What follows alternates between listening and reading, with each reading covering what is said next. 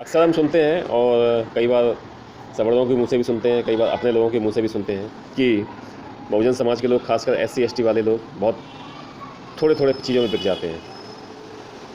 थोड़े पैसों में बिक जाते हैं, साड़ियों में बिक जाते हैं, शराब में बिक जाते हैं, और ये लोग ऐसा करते भी हैं। चुनावों के समय बहुजन समाज के लोगों के मोहल्लों में शराब बंटवाई जाती है, साड़ियाँ वगैरह बंटवाई जाती हैं और भी चीज़ें।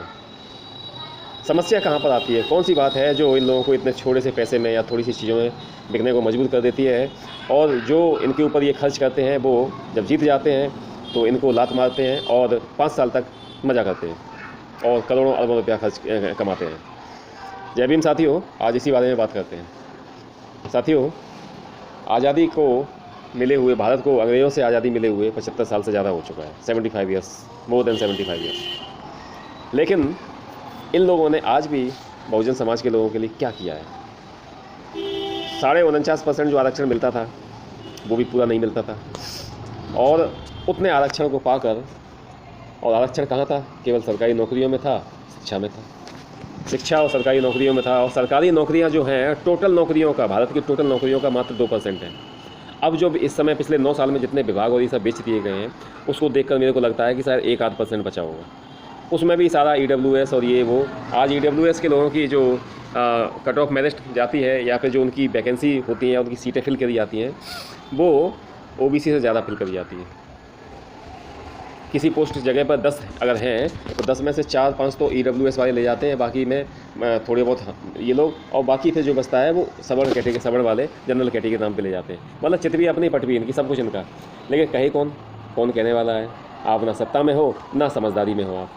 आपके अंदर आपको ना पावर मिली है। जो पावर मिली है, 1200-1400 MLA हैं आपके, और 150 के आसपास MP हैं, वो सारे कौन है? पपेट हैं, वो गुलाम हैं। गुलाम कैसे? जिस पार्टी में के थ्रू जीते हैं तो वो उसी पार्टी की बात मानेंगे। हम लोग ब्राह्मण तो है नहीं, बहुजन समाज के लोग की किसी पार्टी में गया तो वहाँ अपना फ़ायदा उठाया, और उठाने के बाद उस पार्टी को जड़ से काट दिया, नीचे से काट दिया। हम लोग नहीं करते हैं, हम लोग उसको सींचते हैं।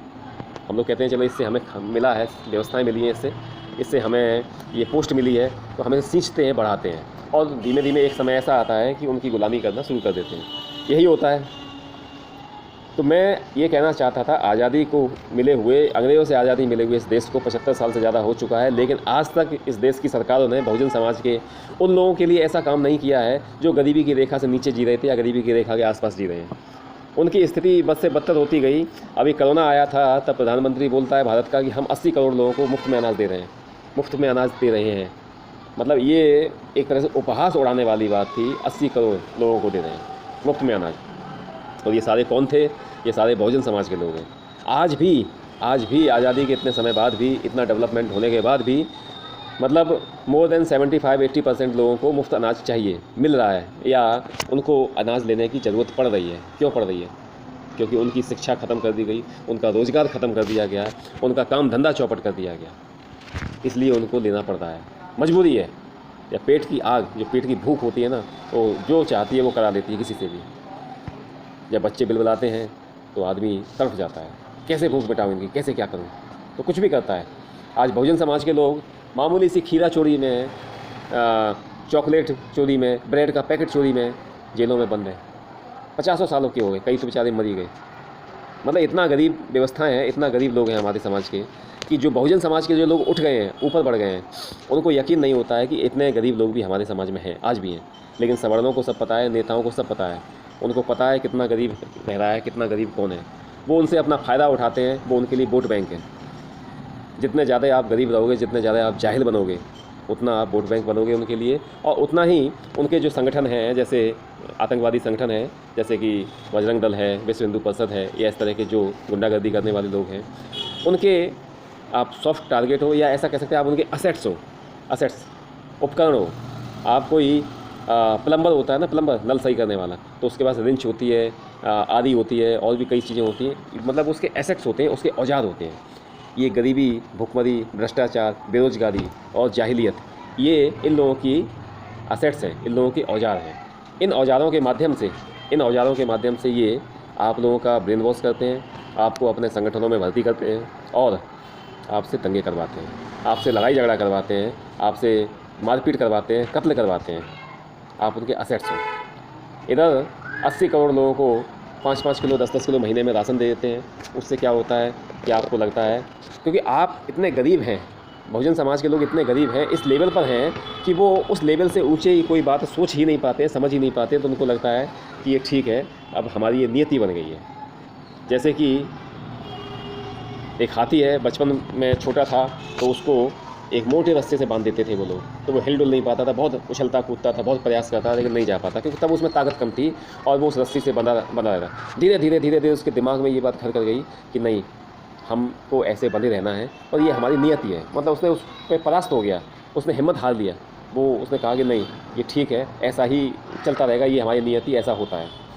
जब उसके दिमाग ने गुलामी स्वीकार कर ली, तो जब वो धीमे धीमे बड़ा हुआ, इतना बड़ा हुआ कि वो उस मोटी रस्सी को क्या, उसे कई गुना मोटी रस्सी को भी एक झटके में तोड़ सकता था, लेकिन उसके दिमाग में गुलामी था, गुलामी का बैरियर जो था ना उसके दिमाग में घुस गया था। इसलिए उसने कभी प्रयास नहीं किया और सारी ज़िंदगी ऐसे ही बिता दी। यही हमारे साथ है, पीढ़ी दर पीढ़ी गुलामी झेलते आ रहे हैं और वो सारी चीज़ें, तो ये हमारे दिमाग ने उस गुलामी को स्वीकार कर लिया है। हम गरीब हो जाते हैं, गरीब हैं तो हम भगवान का, या जो भी है कि प्रकृति ने, हमारे भगवान ने, हमारे फलाने देवता ने, उनका आशीर्वाद है, वो जो कर रहा है सही कर रहा है, उसकी मर्जी के बिना पत्ता भी नहीं हिलता, वगैरह वगैरह। इस तरह की पागलपंत की ऐसी दकियानूसी बातें आपके दिमाग में डाल दी गई, तो आपने प्रयास करना भी छोड़ दिया, आपने अपने बच्चों को पढ़ाना भी छोड़ दिया, और आपने उस जाहिलियत को, उस गरीबी को, उस बेरोज़गारी को, उस पागलपन के माहौल को आपने एक्सेप्ट कर लिया, आपके दिमाग ने एक्सेप्ट कर लिया। बस उसके बाद आपने आगे बढ़ने का प्रयास नहीं किया। यही वो लोग चाहते हैं कि आगे बढ़ने का प्रयास ना करें। मान्यवर काशीराम जी और हमारे सब बड़े बड़े जो महापुरुष थे वो यही कहते थे कि बहुजन समाज एक सोया हुआ शेर है, बल्कि मैं तो कहता हूँ शेर नहीं, डायनासोर है, डायनासोर। क्योंकि इनके दिमागों में गुलामी घुस गई है। अगर ये दिमाग से गुलामी निकल जाए तो एक दिन वो आएगा कि जिस दिन इनके दिमाग से गुलामी निकल गई, तो जो आज मतलब टॉप पर बैठे हैं, जिनके हाथों में सारी सत्ता, सारा सब कुछ है, वो कहाँ हवा हो जाएंगे पता नहीं चलेगा, कहाँ गायब हो जाएंगे पता नहीं चलेगा। लेकिन अनफॉर्चुनेटली हमारे लोगों के दिमाग से वो गुलामी का बैरियर है, वो निकल नहीं पा रहा है।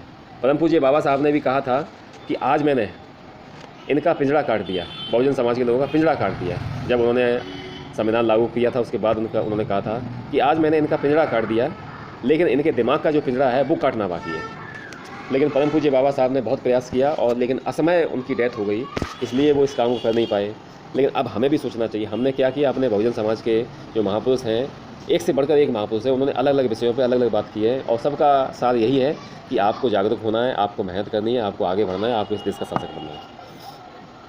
लेकिन हम उनकी बात को न माने, न जाने और न पढ़े।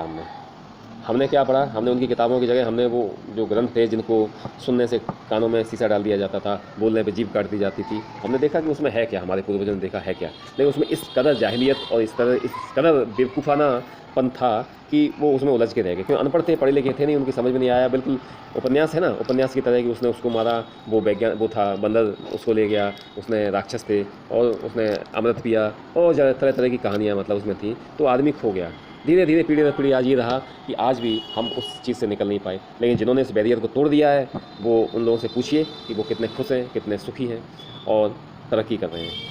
मैं बहुजन समाज के लोगों से यही कहना चाहता हूँ कि अगर आपको तरक्की करनी है, और ये समय बहुत ही कठिन वक्त है, इस वक्त अगर आपने अपने आप को संभाल लिया, आपने अंदर बदलाव ले आए, तो सब कुछ पॉसिबल है, वरना कुछ भी संभव नहीं है। आप मनुस्मृति किस्तों में लागू की जा रही है, वो दिन आते देर नहीं लगेगी जब आगे मटका और पीछे झाड़ू बांधा जाया करता था। इसलिए समय है, अभी बदल दो अपने आप को, नहीं तो वो तुम्हें बदल देंगे। जय भीम, जय भारत, जय संविधान, जय ज्ञान विज्ञान, जय